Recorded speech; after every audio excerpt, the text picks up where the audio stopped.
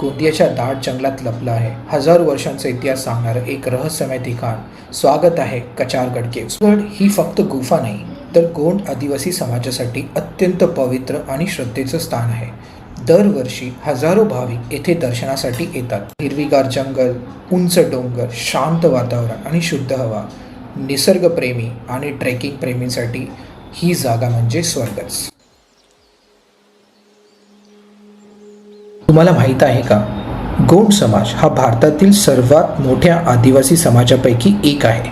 त्यांची संस्कृती, परंपरा आणि निसर्गाशी असलेलं नातं आजही तितकंच जिवंत आहे. त्याच्याबद्दल सांगणारा हा एक छोटासा. पुढील व्हिडिओमध्ये दादाने मला गोंड समाजाबद्दल थोडी माहिती दिली आणि तो तिथेच हजरा फॉलमध्ये ॲज अ टुरिस्ट गाईड म्हणून काम करतो. त्याला त्या समाजाबद्दल असलेला अभिमान आणि त्या समाजाबद्दलची आस्था मला खरंच भावुक. ओके गाईज, दादा इथे एक मला भेटले, ते गोंड समाजाचे आहे, तो समाजाबद्दल.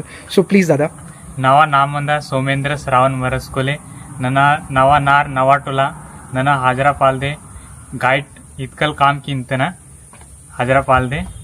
सो दादा, गोंड समाज का कौन सा ट्रेडिशन है यहाँ पे जो फेमस है? कौन सा फेस्टिवल है जो उधर यहाँ पे सेलिब्रेट करते हैं वो लोग?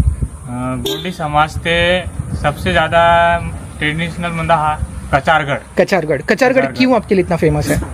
कचारगढ़ इतना फेमस मंदा कि आदिवासी इतना पेन मना गे अदला famous Manda Kachargarh. Okay, thank you दादा. एंड दादा इथलेच अब कितना दूर रहते हो यहाँ से? इकडाल ना 19 किलोमीटर मंदा वावनार. ओके, थँक्यू दादा, थँक्यू फॉर दिस इन्फॉर्म. सुमारे 300 फूट लांब आणि 100 फूट रुंद असलेली ही नैसर्गिक गुफा हजारो वर्षापासून अस्तित्वात आहे. गोंड समाजाच्या श्रद्धेनुसार याच ठिकाणी त्यांचे पूज्य देव पहाडी पारी कुपारलिंगो यांनी समाजाला मार्गदर्शन केलं. जर तुम्ही गोंदियाला भेट देत असाल तर कचारगड गुफा नक्की अनुभवाच. इतिहास, श्रद्धा आणि निसर्ग यांचा अद्भुत संगम. आणि असेच व्हिडिओ पाहण्यासाठी प्लीज फॉलो करा वीकेंड लॉगआउट अशा भन्नाट प्रवासासाठी. थँक्यू मित्रांनो.